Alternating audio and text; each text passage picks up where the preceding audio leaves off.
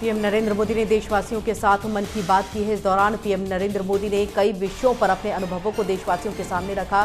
प्रधानमंत्री ने vocal for local को बढ़ावा देने के लिए देशवासियों से भी आग्रह किया है। उन्होंने कहा है कि वही सामान खरीदने जिसमें देशवासियों का पसीना लगा हो। प्रधानमंत्री मोदी ने कहा है कि गांधी जयंती के अवसर पर दिल्ली में खादी की रिकॉर्ड बिक्री हुई है।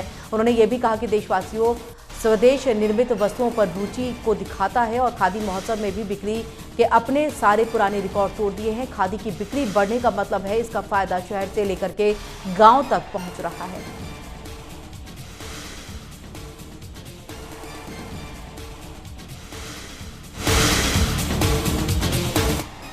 बीजेपी नेताओं और कार्यकर्ताओं ने भी अलग अलग जगहों पर पीएम के मन की बात को सुना है और इसी कड़ी में हिमाचल प्रदेश में भी बीजेपी नेताओं और कार्यकर्ताओं ने प्रधानमंत्री के मन की बात को सुना है। इस दौरान केंद्रीय मंत्री अनुराग ठाकुर समेत हिमाचल बीजेपी के कई वरिष्ठ नेता और कार्यकर्ता मौजूद रहे। प्रदेश प्रभारी संजीव कटवाल ने बताया कि बीजेपी प्रदेश अध्यक्ष डॉक्टर राजीव बिंदल, नेता प्रतिपक्ष जयराम ठाकुर और पूर्व मुख्यमंत्री प्रोफेसर प्रेम कुमार धूमल समेत केंद्रीय मंत्री अनुराग ठाकुर और सभी नेताओं ने प्रधानमंत्री के मन की बात को सुना।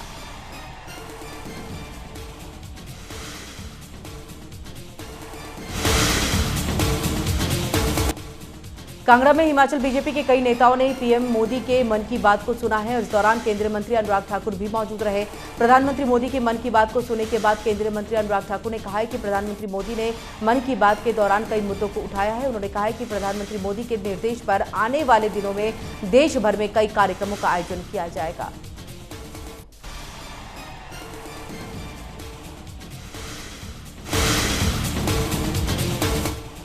केंद्रीय मंत्री अनुराग ठाकुर ने एशियाई पैरालंपिक गेम्स में 100 से ज्यादा पदक जीतने पर भारतीय पैरा एथलीटों को बधाई दी है। सोशल मीडिया के एक पोस्ट में अनुराग ठाकुर ने कहा है कि एक ऐतिहासिक घटनाक्रम है जिसमें भारतीय पैरा एथलीटों ने जीत हासिल की है। उन्होंने कहा है कि भारतीय पैरा एथलीटों ने हांगझोउ में एशियाई पैरा गेम्स में 100 से ज्यादा पदक जीत करके अभूतपूर्व उपलब्धि हासिल की है। खिलाड़ियों की अटूट इच्छा शक्ति और असाधारण कुशलता ने एशियाई पैरा गेम्स में अमिट छाप छोड़ी है।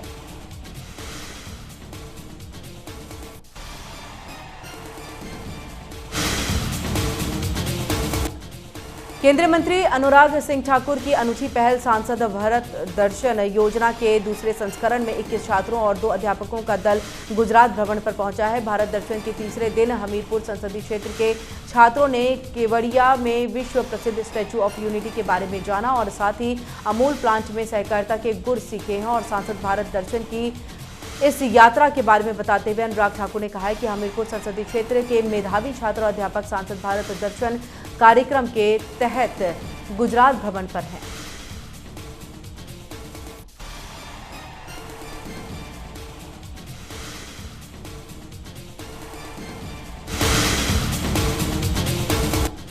इजरायल और हमास में जारी जंग को 3 हफ्ते पूरे हो चुके हैं, लेकिन अभी भी इसके थमने के आसार नजर नहीं आ रहे हैं। इजरायली सेना ने हमास के खिलाफ अपने हमलों को तेज कर दिया है। इजरायली सेना धीरे धीरे गाजा में घुस रही है और इसके टैंक भी गाजा में एंट्री कर रहे हैं। इस बीच में गाजा पट्टी में घुसे इजरायली सैनिकों ने गाजा शहर में इजरायल का झंडा फहराया है। इसका एक वीडियो भी सार्वजनिक किया गया है और इस बीच में इजरायली प्रधानमंत्री बेंजामिन नेतन्याहू ने साफ कर दिया है कि हमास के खिलाफ जारी जंग ये लंबा और कठिन होगा।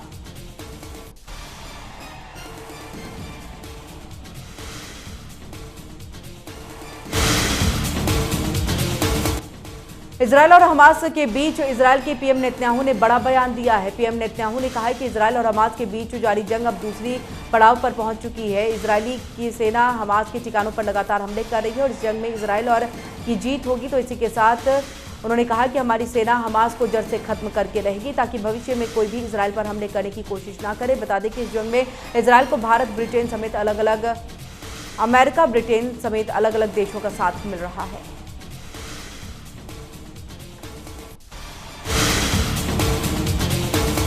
इजरायल और हमास के बीच जंग और तेज हो गई है। इजरायल की सेना ने गाजा में जमीनी हमले शुरू कर दिए हैं। इजरायली सेना ने गाजा में हमास के ठिकानों पर टैंक और मिसाइल से हमले किए हैं और इस जंग में अब तक 8,500 से ज्यादा लोगों की मौत हो चुकी है। इजरायली सेना ने कहा है कि गाजा में ग्राउंड ऑपरेशन शुरू हो चुका है। इजरायली सेना की तरफ से गाजा जल्द खाली करने के निर्देश जारी कर दिए गए हैं। तो इसी के साथ उन्होंने कहा कि हमास के आतंकियों को ISIS से मदद मिल रही है।